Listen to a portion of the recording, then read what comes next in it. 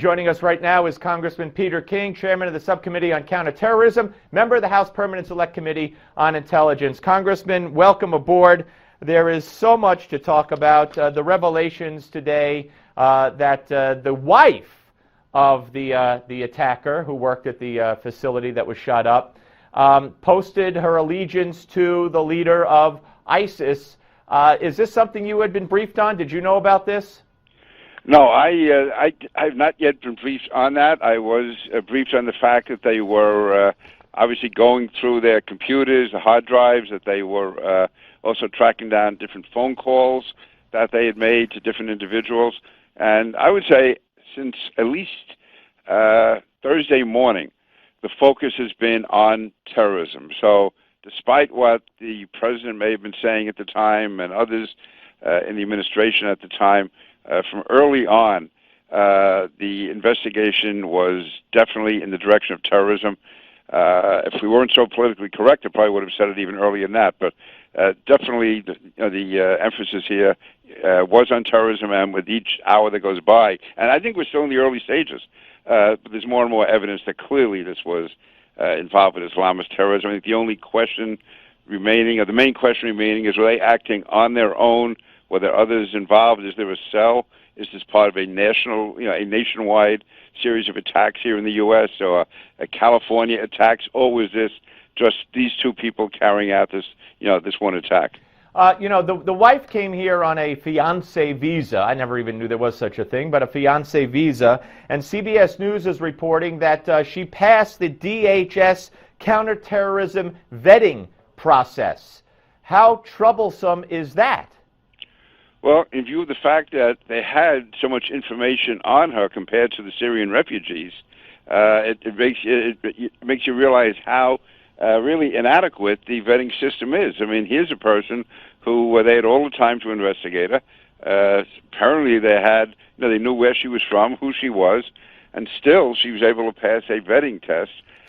So you can imagine what it's like with Syrian refugees coming in when we don't know who they are, where they're from, or what they've been up to. So it shows the danger, and again with refugees, immigrants from those countries, Saudi Arabia, Pakistan, Yemen. I mean, these are again. I'm not saying that they should all be kept out, but there should be extra stringent tests, and it should be really difficult for them to get into the country in view of they're coming from a country which is just overflowing with terrorism. Now, I know you're not a crime scene expert, and neither am I, but the media has been allowed in to this house.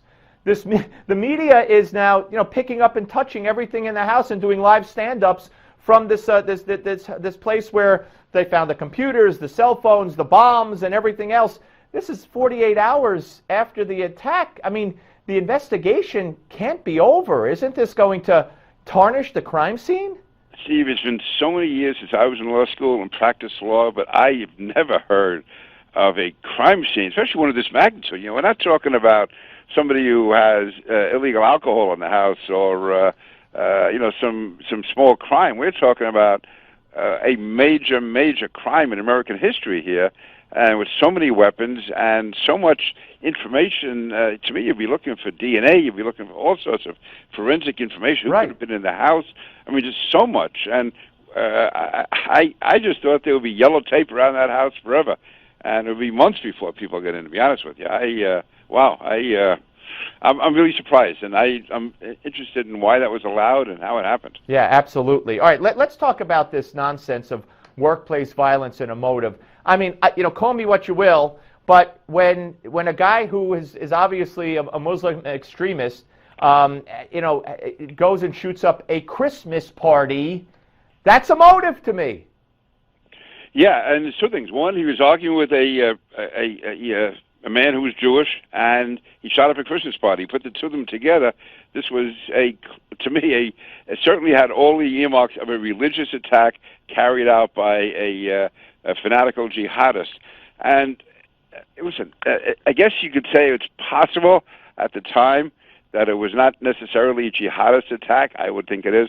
But for the president to even use the term workplace violence, I hate to trivialize this. That's almost like a Saturday Night Live use of the term. I mean, this is again the last thing in the world. This is workplace violence. Yeah, maybe he's mad at some guy in the job, but you don't come back with pipe bombs and long guns and explosives and you drop your baby off, then you know you're going to get killed. And here's another thing, Congressman, and the Attorney General of the United States used it yesterday, and she's got to know more than, with all due respect to you, than you and I did at that point, and probably know now. And she said it could be a hybrid. That's the new term, a hybrid of workplace violence and terror, as if to soften it somehow, that it was the fault of the people at the workplace for insulting his Islamic, faith in some way. It's just a reluctance, an inability of this administration to face the reality that we face the evil of Islamic Jihad. And whether it's the president saying that ISIS was the JV and saying that for too long a period of time, whether it was, there's so many other examples of him, the apology tour, we go through all of this. I think he genuinely believes. I don't even see malice here. I think he genuinely believes that somehow if he keeps reaching out the hand of friendship, if he doesn't use words like Islamist, if he doesn't mention the Muslim community, somehow they're going to respond and we're going to all live happily ever after and hold hands. It's a terrible, terrible situation. And the American people are getting nervous. They are getting anxious. And that's not the style of the American people. But I think the reason they're getting that way is they don't see national leadership. Well, yeah.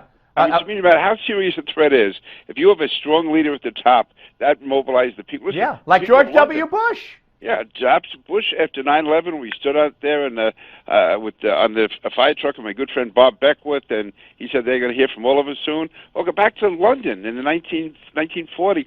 Bombs are dropping on London, but the people weren't scared because Churchill had a plan to win. Right. Let me ask you. I'm sorry. Let me ask you briefly. Do you believe we need to go back to surveillance of mosques and certain Muslim groups? Absolutely, absolutely. That if anything, they should shut up those people.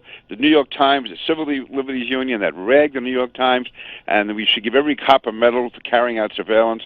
Absolutely. Otherwise, we're going to keep responding to these attacks and catching them afterwards or killing them afterwards. We got to stop them beforehand. All right, Congressman King, thank you very much for your time as always, sir. Have a great holiday. Thank all you. right, folks, we're coming back with Dana Milbank of the Washington Post. He'll weigh in on all this next. Don't go away.